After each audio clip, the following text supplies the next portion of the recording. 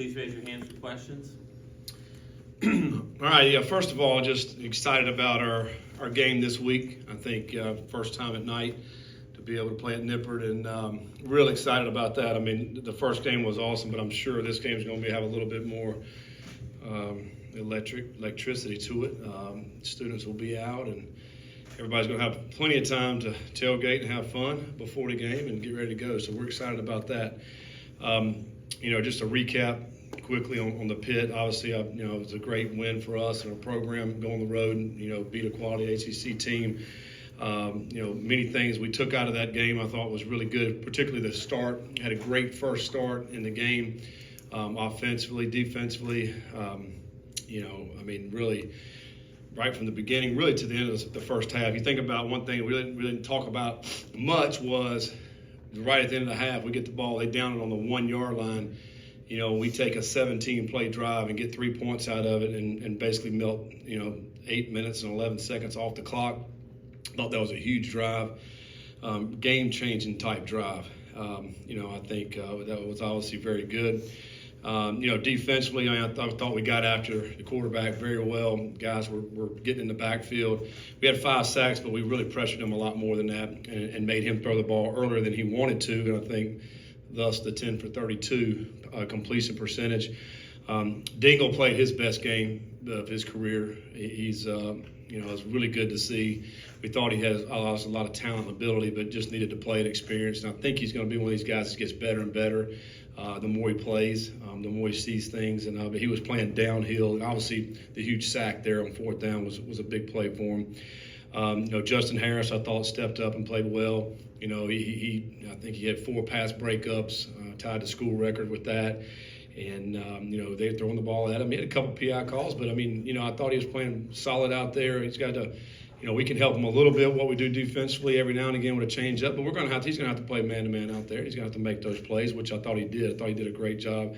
And, of course, Connor played a great game, his career game for him. And just good, tough, hard yards, right from the beginning of the game. And then the last one, they got the first down, which obviously sealed the game.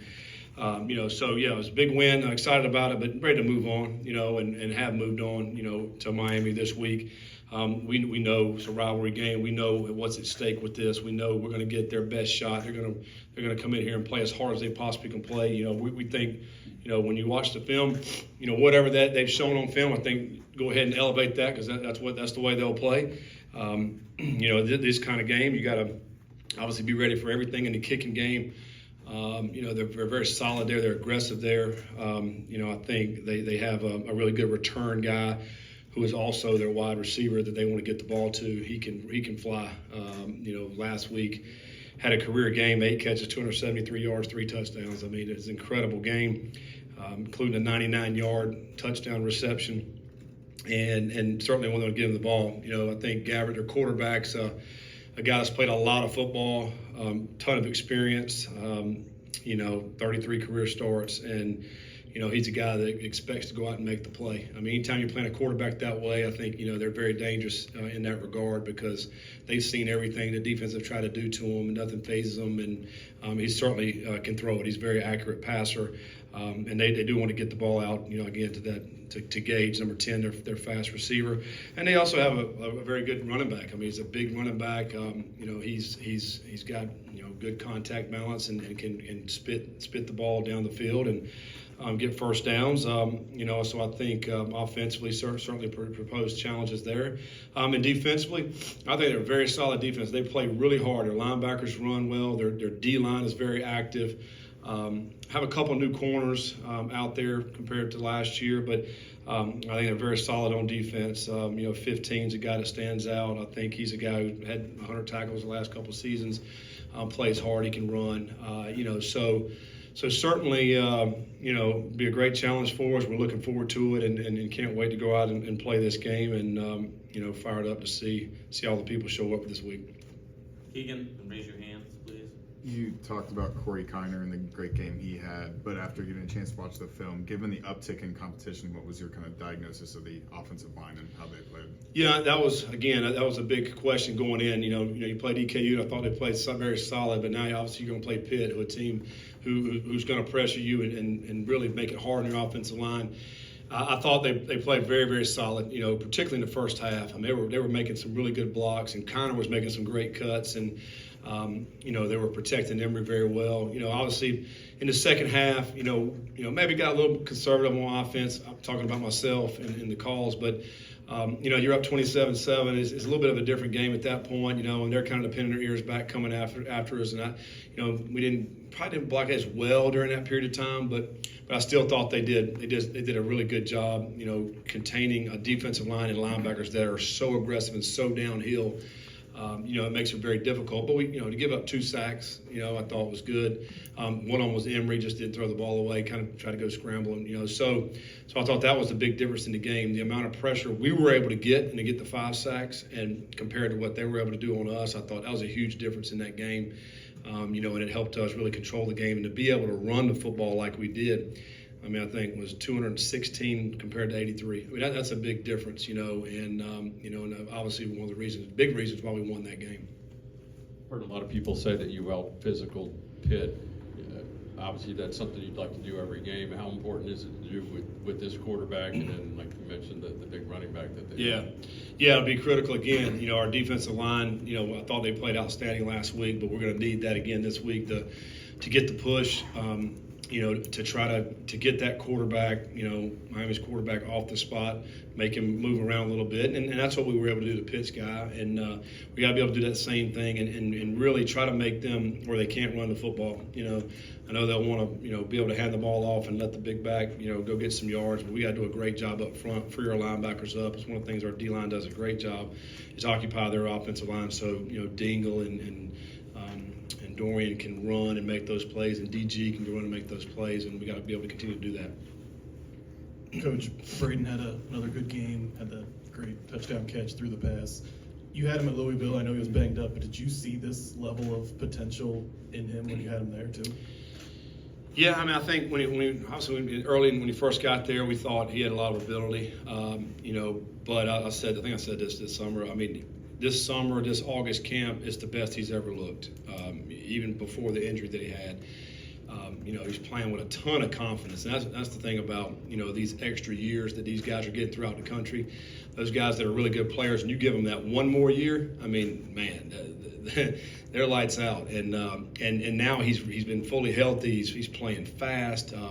He's always been able to catch the ball really good, but I think, which is his confidence level and his experience level, we can throw some things at him maybe that we didn't work on as much in practice, and he can go out and do it because he just understands what we're trying to do. And and here's the other thing about him. I mean, I expect him to make the play. When we're dialing his number, we expect him to make it, and he makes it. And and I think that is a wonderful thing. And a guy playing with so much confidence. I think he's on track. To continue to have another great year. I'm sure you don't want to give away too much, but like dialing up that trick play, is that a feel thing? I'm sure you go in with a short list of those every game. How do you decide when to? Yeah, I mean, it's a feel thing. It's a lot of times it's what point of the game is it? Do we need a play? How aggressive are the defense? How they're playing? So much of the play calls and what we're trying to get to is what is the defense doing? And if a defense is becoming overly aggressive in a certain formation, a certain field zone, or a certain down and distance, we want to take advantage of that. If they're not, then we want to just take what they give us. And I think and it's a cat and mouse game. Back and forth throughout the whole game. We're trying to dial up some plays to counteract what they're doing, and obviously they're doing the same thing. So you're going back and forth. That's why some plays hit and some don't. And I think and that's why you can always go back and question yourself: was that a good call or not? Obviously when they work, everybody looks great and geniuses. When it doesn't, then you're like, oh, you probably shouldn't have done that. But that's football, and that's part of it. And but I do think, for me as a play caller, when you have experienced guys in positions that can make plays, I feel a lot better about making the calls, and because I feel like our guys will make us right. no matter what. You know, like Emery's a very experienced quarterback. I feel like, okay, maybe it's a dumb call on my part. Hey, but you make me right, you know. And they do that, you know. And Braden's experienced guy, Wiggins, you know, those guys that have played a lot of football. So it does make it a lot easier calling plays when you got guys that are able to make it work. Chuck Martin mentioned when talking about the Cincinnati defensive line, just big physical dudes up front that are a lot of fun to watch play. What do you see in film that maybe fans don't notice on the stat sheet? Yeah, I mean, I think there's so many times that they'll see a linebacker or, you know, a secondary player come and make a play, and they really didn't see what happened up front, but maybe, you know, Briggs or Corleone or one of those guys just blew up two offensive linemen and a running back, and all of a sudden now the quarterback's got to move around over here, and now here comes a big sack, you know, and everybody sees the sack. You didn't see exactly what those guys were able to do. They cause havoc. I mean, they are causing havoc up front by occupying multiple blockers when a lot of times you just want to use one blocker, maybe you have to use two. Now it's going to free somebody else up. And those are the things that they don't see. And sometimes I think, particularly in the inside, you know, like maybe, if a Briggs or Corleone is playing inside, like a three technique or a nose, where you may occupy two or three guys, and now guys are free. And they're basically sacrificing themselves, you know, for the good of the team and the defense. And but they're team guys, and that's what makes them so special because, you know, man, they're so talented and so big and strong and quick, but yet they understand the scheme of the defense, and they have to get in their gaps and do their job because it's going to free up someone else. Emory Jones talked about it after the game that you had repped that Braden Smith pass play during practice and hadn't been able to hit on it. Then he also said the aggressiveness that you use in play calling like kind of inspires them. Is that something you try to do? Is instill confidence in those guys with your play Absolutely, calls? and I tell them I expect you guys to make every play. If we're calling, I expect you to make it. And, you know, if it didn't, sometimes it doesn't work in practice. Sometimes you don't get a great look, you know, by your scout teams. You know, maybe they don't fit right or not as aggressive maybe as the team's going to be. You know, but we certainly, you know, practice them and expect to hit them in the game. And, you know, our guys know now. I mean, maybe they didn't at the beginning of the season how aggressive we want to be offensively. You know, they do know that now. Like, you're going to stay on the field. If it's fourth down, probably going to go for it. You expect them to make the play. You know, but they like that. Like our guys like that. They like the aggressiveness of it. Not just our offensive guys. I think our team likes it. Our defense too, because they know, man, we're here to win this game. We're going to be aggressive regardless. And we got each other's back. And I think, you know, that's the way we coach. That's the way our guys expect now. And I think that's why you have to play, you know, this game. You know, be aggressive with it and you know, expect to make the plays when it's there. D-line's getting all this hype. Do you feel the guys behind them are maybe underrated a little bit? Dingle with the biggest play of the game. Yeah, I think Dingle played. He was for us. He was one of the defensive players of the game. You know, and thought he had his best game. So I mean, it goes hand in hand. You know, if D-line's getting great push, then it's going to help the secondary in the pass game. You know, and vice versa. I mean, I think it all works together. We talk about, you know, playing as one, and I think that's the way it has to be. If everybody's doing their job, then a lot of guys are going to get accolades. A lot of guys are going to get noticed individually, and I think that's why it's such a beautiful game. You know, it's not can't just be one guy. You know, it's got to be everybody, and you know, so I don't know if anybody's getting really overshadowed. I mean, I think guys deservedly so are getting credit up front. I mean, they're good players, but you know, I think Dingle certainly has been mentioned a bunch this week about how well he played. So I think it's all good. How important has the kicking game been? Carter made 2 big field goals on Saturday, but just his steadiness in the last few games. Yeah, no, it's great. You know, it's a big difference in the game. We knocked our 2 down. They missed theirs, you know, and we won by 6, you know. So that's a huge part of the game. It obviously determines the decisions that will be made throughout the game. And, you know, Carter was knocking them down. I thought he had a really good August, you know, and I think we got a lot of confidence in him to knock those down. You know, obviously we do in Fletch and punting the football as well to be able to pin those guys back. He had 2 inside the 20. So the kicking game's huge. We spent a lot of time on the kicking game. You know, talking to Coach Combs, I mean, he said, man, it's the most he's spent on kicking game in practice and all that, which I just think is a huge part of the formula for winning is that part of it. I mean, there's so many of those plays that can decide games. You know, and so we spend a lot of time on it, and then hopefully throughout this season we'll be able to continue to make plays, not only for the kickers, but also the other players that are on these teams and how they can, you know, impact the game. Pitt had a receiver with 11 targets and 0 catches. Miami comes in, having averaged 25 yards a play. What do you guys have to do in the secondary to limit their big playability? Well, I think number one, you have to stay on top. You can't let number 10 get behind you because he's going to outrun you. And I think Gafford's got enough. I mean, he's got a great accuracy on the deep ball.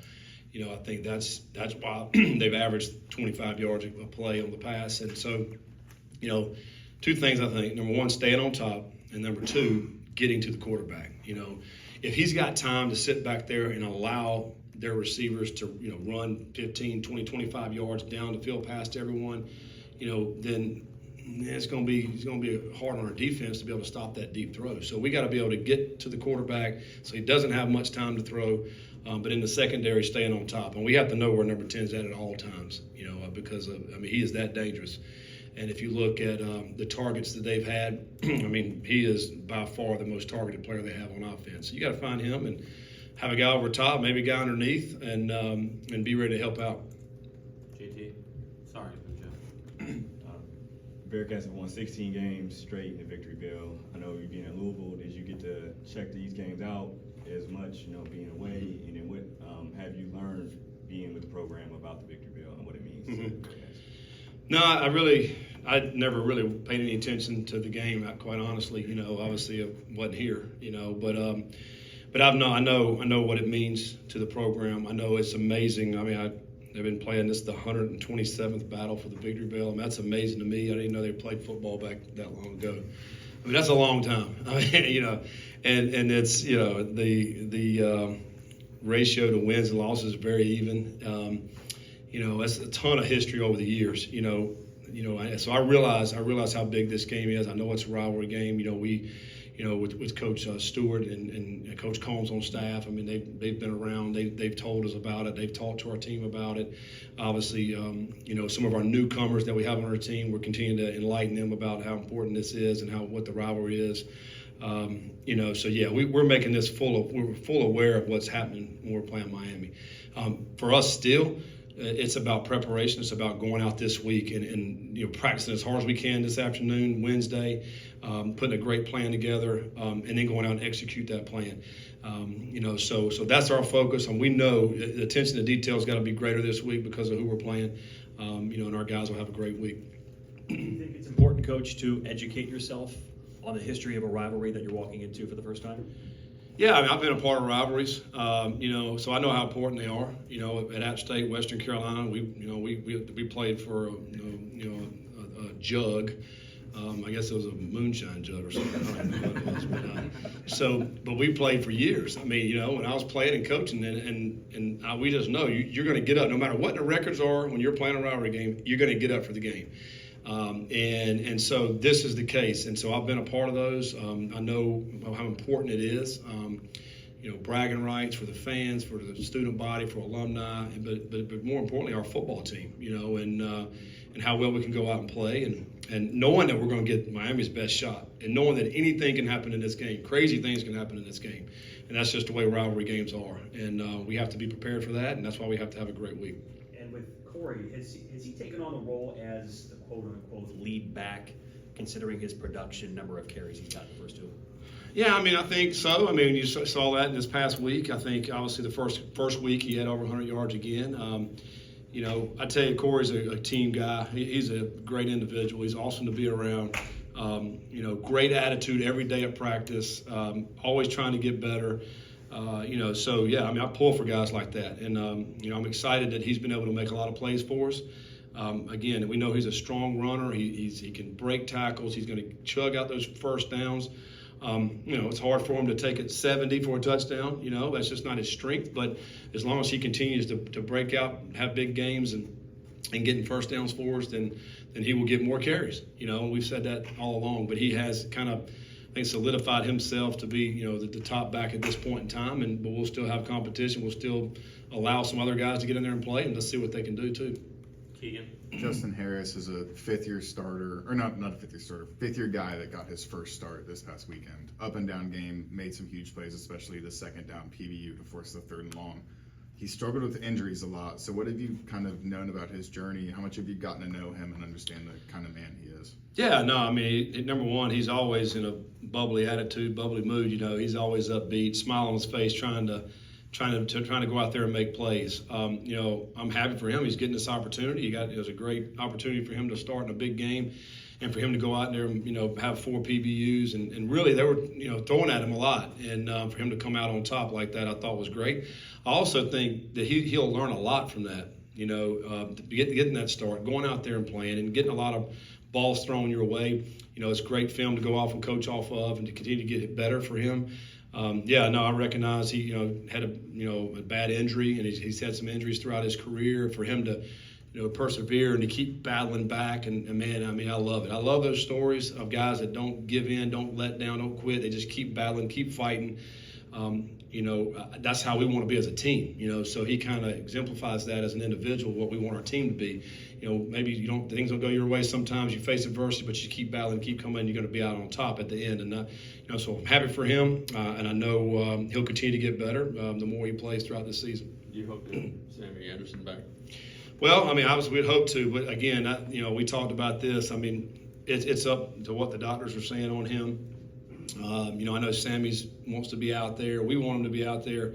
We're certainly going to listen to all the doctors and what they say in his regard. And, you know, we're still think there's some more tests again today, you know, on Sammy. And so we'll see where we're at with that. And, you know, would love to have him out there because, you know, I thought he had, you know, arguably the best August camp of the DBs. I thought he played at a high level, a lot of confidence out there. So we'll see where we're at, you know, here in the next couple of days. Any other questions for Coach? Thank you, sir. All right. Thanks, guys. We'll have